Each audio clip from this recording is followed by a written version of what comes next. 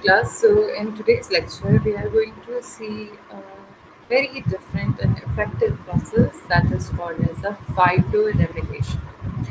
So, as this process, this is going to involve the plants because the very first effects using is phyto. So, plants are going to involve in this process and remediation. So, remediation is like removing the contamination, anything which is bad for our health, bad for our environment. So, in this lecture, we have to see how plants can remove the contamination from their surrounding and what are their capacity for doing that and how they can do that, what are their advantages, what are their disadvantages, how effectively they do this work of the remediation. Either way, we have so many conventional things and so many conventional methods for doing the remediation process by using a metal, by having industrial effluents, by using the primary method, secondary method, tertiary method. So there are a lot of things which can be do the remediation process, but these all processes are chemical based, or you can say the synthetic process or artificial process done by the industry. But in this here, we have to see that how the remediation, how the contamination removal can be done by the plants. So phytoremediation, if we see what is phytoremediation, definition. So this is a process of removing contamination from soil or water using the plant. So what we are doing here, we are removing the contamination from where we are removing this from the soil and water majorly. So, sometimes it can be do by air, but it is very little and very rare. Mostly the contamination has to be removed by the plants in the soil, contamination if it's present in soil and water. So you can see the breaking of this phytoremediation. Phyto is for the plants and remedium means restoring balance. So how we can restore the balance? By removing the inappropriate things, toxic thing, contamination. So after removing of all these things, we can restore the natural balance. And the plant is doing this restoring balance thing from a lot ancient time whenever they are in process. So that's why we cannot see it. Plants are doing it inside them. We cannot be able to even analyze them. We cannot even to know that plants doing such a noble job without even knowing us. We do the even we just clean some surface. We like do the announcement 4 to 5 times. We did that and we did this, but they are the one who is cleaning our environment from so long without even we didn't even notice that.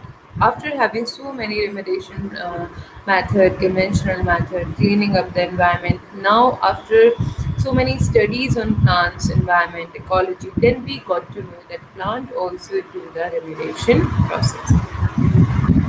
So, phytoremediation is a part of bioremediation. So, anything which is related to the biotic thing, or you can say the living thing, or any kind of the remediation that has to be done by the living and biotic thing, that is called bioremediation. So, this phytoremediation, that is also you can say this is the part of the bioremediation. Now, the bioremediation through the use of plant which mitigate the environmental problem without the need of excavate and contaminant material and dispose of it elsewhere. So, actually, what happened when we do this remediation process or we are removing the contamination? So what we needed to shift all the contaminated junk, or you can say whatever the contamination, whatever the garbage that has been placed everywhere. We just put them from there. Like we do the process. We always in the morning we put that all our garbage from the home and anything waste product into the bin and bin transfer to the city bins. So actually, this whole process that take a lot of practices, a lot of money, cost, time, and we needed to shift the whole the garbage contaminants from one place to another place to treat. But in this process, by the plants when they are doing that, We do not need that kind of thing. They actually maintaining, they actually remedying the process at their own site. Phyto restoring balance, this is the process that can help us our environment to be neat and clean. But plant cannot, when we are going to see their disadvantage, or you can say their limitation, not disadvantage, they are the limitation of the plant, that they can be do the contamination control only up to a, only up to a amount, not they cannot be crucify, or not anything which can just wash off all the contamination. This is a very slow process and time consuming. So phytoremediation consists of mitigating pollutant concentration in the contaminated soil. So this process that is responsible for the mitigating or removing the pollutant concentration in contaminated soil, water, and air. So these three things will be happen, or you can say they are the modes from which plants can remove the pollutants. With plant able to contain, degrade, or eliminate metals, so what kind of contamination they can be removing from soil, water, or air, that they just degrade it by eliminating the metal particle, heavy metals. They are also a type of contamination. Pesticide, enough amount of pesticides are present inside our soil to make it as a contamination. Solvents, different kind of solvents, which is toxic. Explosives, crude oil, all these things basically present inside our environment, in the water, in the soil, in the air, as a, normally they are present as a contamination and its derivatives. Not only these, many things, their derivatives, they are present in the form of toxins and contamination from the media that contain them. So that's why from all these things, from all these things has to be remedied, and there are various ways to remedy it. But when the plants are doing it, they can do it on their own rate. So sometime commercially also we can do that. Like naturally plant grow in everywhere, and they can do this process to their own. But now, as we know that the plants can do that, plant have this capacity to do that. What we did, we make a large forms of the plant and select some plant. Actually, every plant have their different capacity to remediate things. Not all the plants remediate the things on the same capacity. Some have high remediation quality, some have lower remediation quality. That depend on the plants. So that's why we just take out some few important kind of plant and place them into a large areas, large lens near the contamination zone. Okay, you not just placed it like anywhere. You have to place it around the contamination zone, and rather work they can do it by their own. Now we will going to see the advantages of the plants here. So the phytoremediation is a cost effective, is suited to remediation of large area of the soil. So basically this is cost effective because we do not need to do anything here. There nothing we have to provide to the plant to do the remediation property, to do the remediation thing. They have all the machinery inside them to do the remediation. Phytoremediation sites are more aesthetically pleasing, and they're basically their sites uh, when they are doing this remediation process. They are not very dirty sites like the normal, normal sites where we do this whole remediation process and making thing, restoring balance. They were very dirty, unhealthy, and unhygienic. But the process by the phytoremediation and their size to do the remediation process, they are more effective, they are more nice, they are more neat, and they are more clean. Now, the phytoremediation sites are low maintenance. Low maintenance in the sense we do not have to, make a particular infrastructure for doing these all things. We do not need any kind of industry to revolve it. We do not need many manpower to do this process. All we need plant, maybe just sow the seeds and plantation as much as plant we can plant them. That's the only thing we have to do. After that, whatever the thing, whatever the removal part, that is solely depend on the plants. It involves no noisy and expensive equipment. They do not need any kind of, machines. They do not need any kind of energy sources. So they do not need anything at all. They do whatever they do have to do for the remediation process, and we will going to see how they do this fiber remediation in the later. Disadvantages. So, what are the disadvantages? Is also is a part of the phytoremediation. Actually, phytoremediation is limited to the site with lower contaminant concentration. If the concentration of contaminations, if they are very high, so phytoremediation cannot work because they have some limits. They have they have limited source inside them. They cannot just looping over and doing remediation over and over again whenever they suck up from the soil. They just do it by a limit. They just cannot. They just do it every time when they absorb something. Documentation is restricted to the site with contamination as deep as the root of the plant being used. And also, this documentation means if the contamination is present on the very upper surface of the earth, very uppermost time, we cannot have access to it because the thing this take up, the thing they use, they plant part that has been used for absorbing it, it is by roots, and roots are not present on the surface; they are present deeper in the soil. So that's why the contamination should be present in deeper, not on the surface. Not as effective as for the site with high contaminants. So this is not effective for sites with there so many high contamination already present. So they cannot re-emit all the thing. You are just making contamination. Plants are not just your savior that are doing all the things, whatever the bad things, and they are converting them good. So everything has to be in limit. So that's the same. Plants also has a limit to do the remediation. Not as effective concentration. Phytoremediation is also slower than conventional method. This is also a slow process because it's a natural process.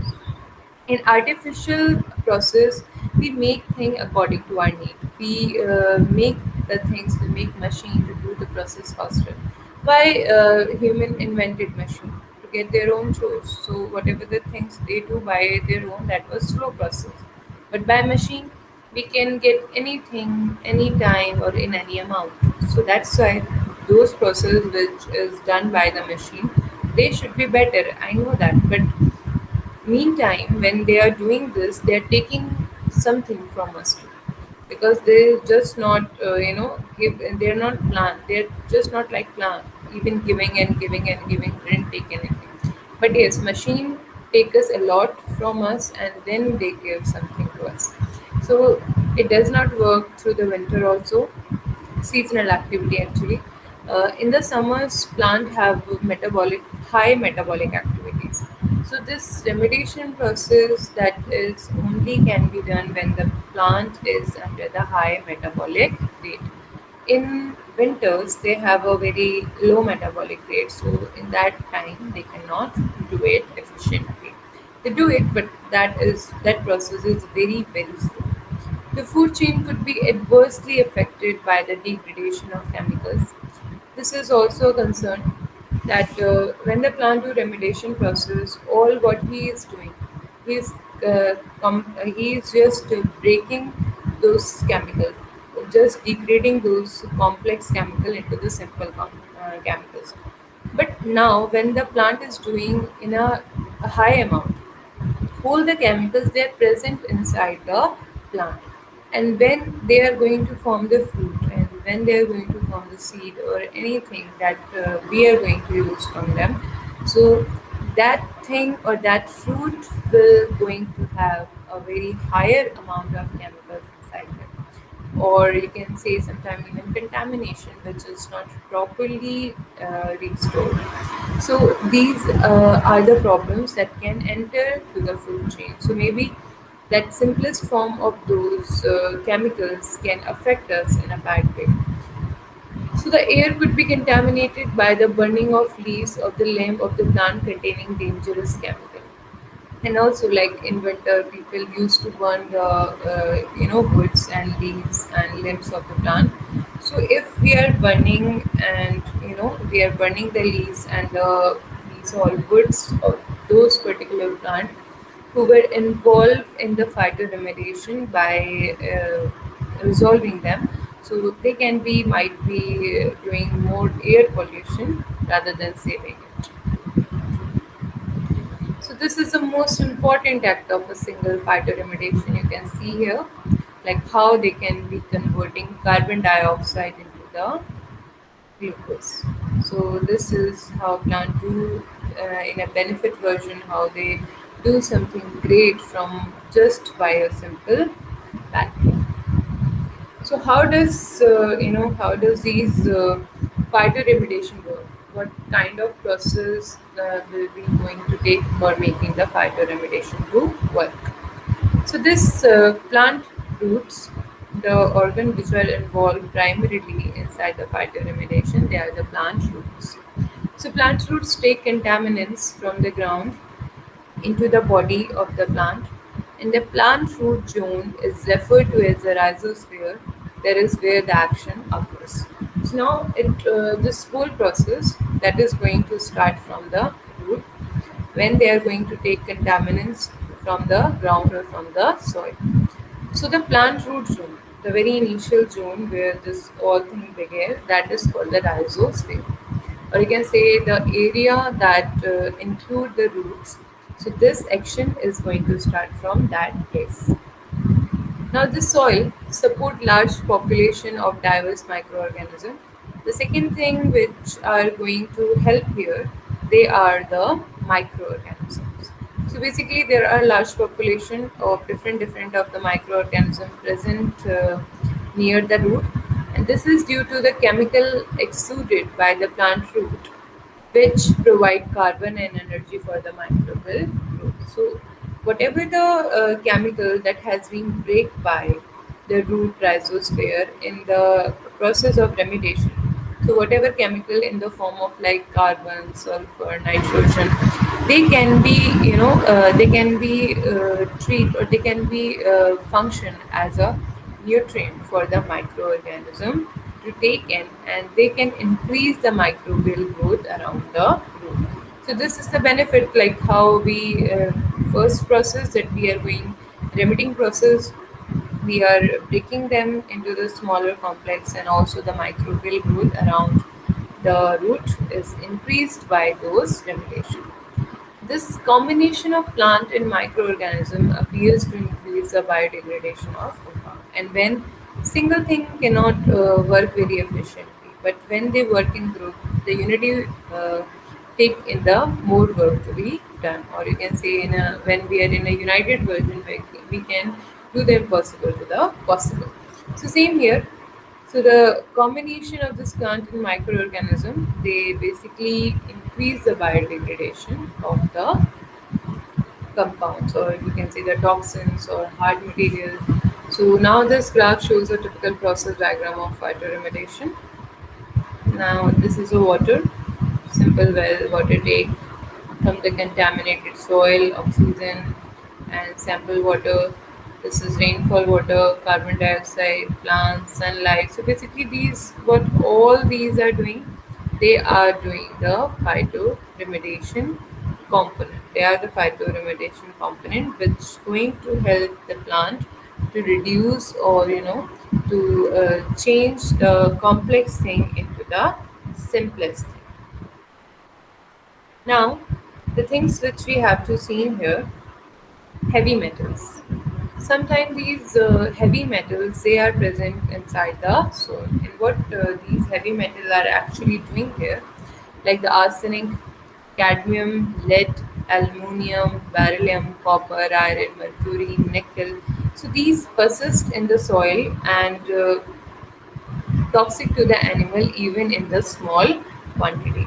So that's why this is very important that we don't need it these kind of heavy materials or heavy metals inside the soil, because they are going to make it more contaminated, and this persistence in the soil will go to the barrenness of the soil, and also the animals which are lived inside them, they can be badly affected by them.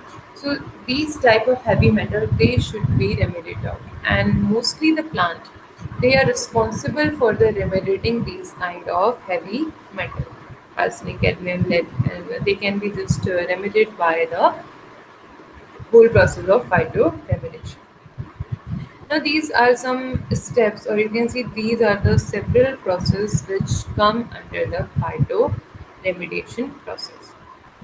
Phyto extraction. So what happened inside the phyto extraction? So, or you can say the phyto concentration, where the contaminant is concentrated into the red root stem and the foliage of the plant. So basically, the contamination, or you can say the contaminant, they will be concentrated amount of these whole toxicants. They just be stored, or you can say inside the root, stem, and the leaf of the plant. They just extract out from the environment and store it inside. Phytodegradation. What happens inside the degradation, where plant enzymes help catalyze breakdown of contaminant molecule. Degradation is a very effective kind of process which actually make progress and which actually do some good. In the phyto extraction, that is not very good, because if they are increasing the metal toxicity, or they are increasing the contamination toxicity inside the plant. But in the case of degradation, their plant enzyme, they are really doing a nice job by degrading the contaminant molecule into the simplest form, where they will no longer be as a contaminants. They are just in the form of simple molecules. Rhizosphere biodegradation, as we already talked about it, but still we will see it in a like a revision form. The plant roots release nutrients to microorganisms which are alive in biodegradation of the contaminant molecule. So basically, in this process, what happened? The plant root, they are responsible for accepting the things and converting into the simplest form. So whatever the simplest form they are going to convert there, these things will be eat up by the microorganism which are present near to that root rhizosphere. And this will going to be in the case that when these microorganisms going to take that nutrient, they are going to increase in their numbers. So when they are going to increase in their number, collectively both microorganism and this root, they will be collectively work on the degradation process of contaminant molecule. Volatilization, where transpiration of organic selenium and mercury runs through leaves of the plant. So actually, in this case, transpiration of organic selenium and mercury run through the leaves of the plant. What happened? They just volatilize. Okay, they just doing the volatilization. They just volatile, which can be volatilized. Means the sum of the metals like the mercury and selenium, they can be volatilized. They can be evaporated. So when the transpiration happens, what happened in the transpiration? Water just evaporated. So evaporation of water happens. So while water is evaporating, so at the same time, with the evaporation of water, these organic selenium and mercury can be evaporated with them. But in my case, they are not actually making it good, because they are making it to present inside the air, and that can be led sometime to the air pollution.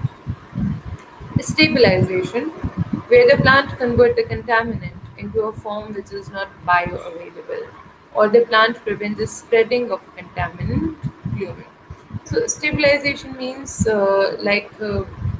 will going to convert them into a form which is not going to use further, or no one is going to use further. So basically, it, in this case, they just neutralize a contamination, where that contamination is not going to do anything further.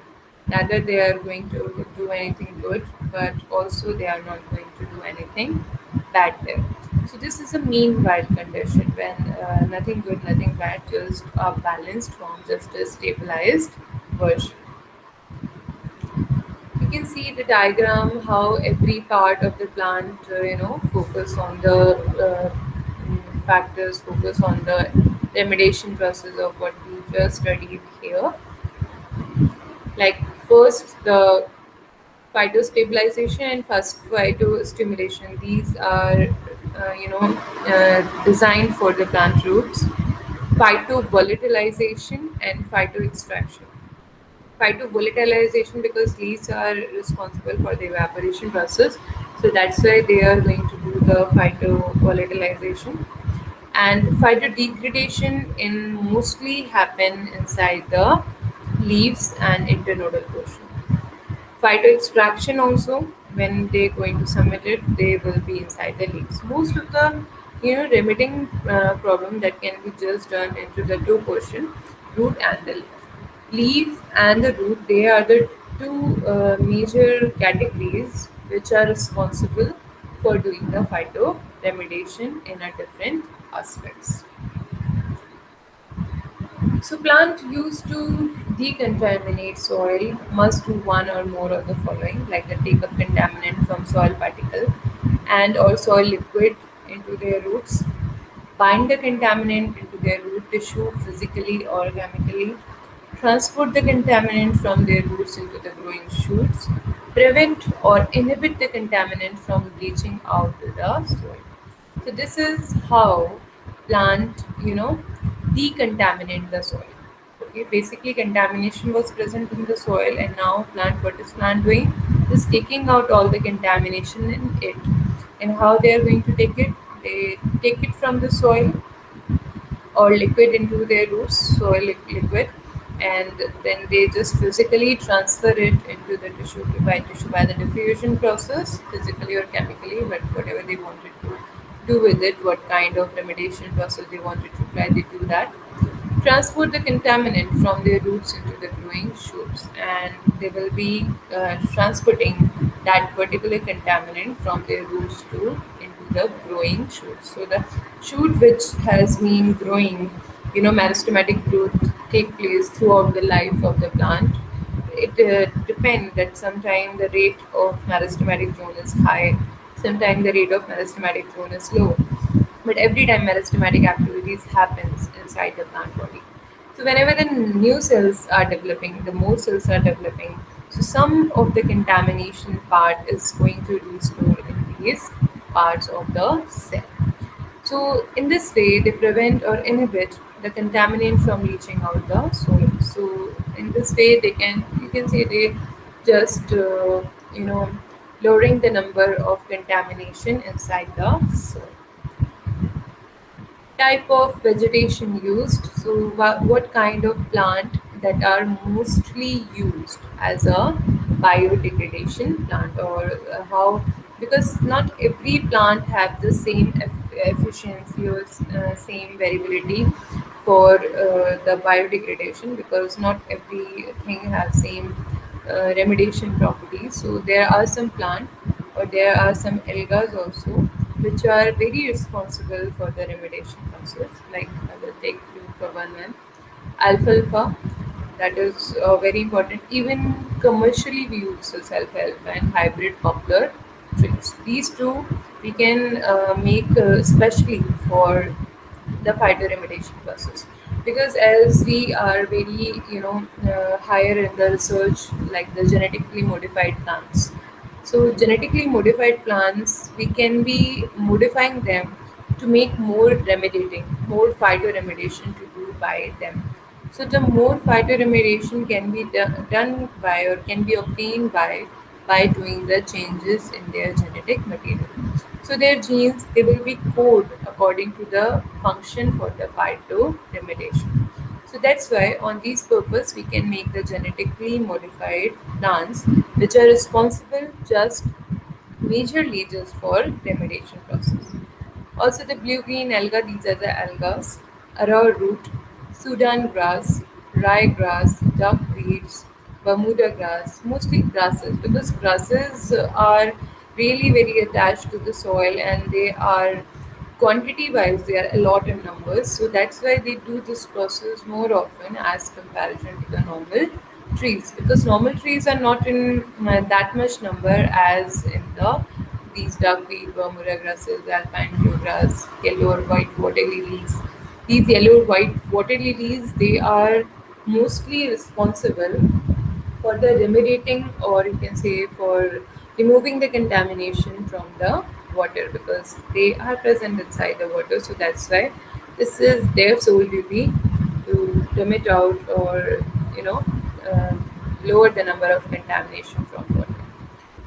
So there are some phytotechnologies, mechanism, what kind of pollutant can be fixed, and what are the plants are involved. So this is very important chart to give you a proper overview about the phytoremediation. Phytoextraction we talked about. So the mechanisms, hyperaccumulation and harvested part of the plant. So harvestable part of the plant, in like anything fruit and anything inside, they can be stored there, metallic component, and what kind of pollutants they can be extract out, like the cobalt, chromium, nickel, zinc, mercury, cadmium, radioactive cesium, uranium. So these are the pollutants which can be emitted by the phytoextraction process, and the plant which can be used are the Brassica zinnia, Thalssikersis, Helianthus annuus, sunflower. So phytoextraction work can be done by these plants. Rhizofiltration, where the roots are involved. So the rhizosphere accumulation through soration of concentration and precipitation, which is done by the roots. Or in this, we can use the organic and inorganic, both the metal. In that case, phytoextraction, we can also use inorganic, only use. And this rhizo, we can use both the organic and inorganic metal like cadmium, copper, nickel, zinc, chromium, and radionuclides. Brassica, Genesia, Helianthus annus, tobacco, rice, spinach, and corn are doing this work very efficiently. Phytovolatilization, so which can evaporate the contamination. So volatilization by leaves through transpiration, that is the mechanism. Both organic and inorganic, but mostly chlorinated solvents can be extracted out with the help of phytovolatilization. Arabidopsis thaliana, poplar, alfalfa, brassica junicea, they are responsible. You can see the brassica. This is kind of the plant which doing very well in the phytoremediation. All these processes, extraction, filtration, even the volatilization, just degradation if we leave out here, stabilization, all are be doing by the brassica junicea. Next is degradation, that is pollutant eradication. Basically, this is I personally thought is the best kind of method. Organic compound, chlorinated solvents, phenol, herbicides, and munitions can be done or eradicated by this mechanism. Hybrid poplars, basically we need to make a plant according to their needs. So the hybrid we have to make here poplars, stone boss, black willow, and alga. We can use them for making the phytodegradation process here. Last one is here phytostabilization, complexion, sorption, and precipitation. These are the mechanism which has to follow the stabilization. So we can do swap them, we can make them complex, and just store them in a part of the plant, and sometimes we can precipitate them. So in this process also we just can use an inorganic thing, and the plants which are responsible for this process are Brassica juncea, hybrid poplar, and grasses. So these were all the very important kind of technologies, phytotechnologies, and these are some mechanisms which used by these technologies and pollutants and the plant. So this is like an overview of whole phytoremediation. So what is the conclusion we have here? Phytoremediation is one of the methods which can be used to remedy soil problem in order to achieve sustainable soil. So basically, the major kind of contamination which can be sought out, that is from the soil, or you can say the major problem then can be sorted out by the phytoremediation is the soil problem. Phytoremediation has many different forms which will suit different kind of soil problem, and also they just do not work in a one manner. They have a lot of techniques to do the remediation process, and in this way they can sort every kind of the problem which is present in the soil, not only the inorganic or organic or the chlorinated, whatever kind of the problem, we have a solution inside the plant. Sustainable soil is very important for the continuum of the living organism. So the soil is the key for the plant growth even. So that's why a healthy soil, a sustainable soil, a soil that is fertile, that we needed for a proper and important and healthy growth of the plant and our environment. So that's why this phytoremediation is very important, and you already see how phytoremediation work, but with some limitations. Still, if you have some problem in phytoremediations, you can go through these references and clear your doubts, and you can also ask me.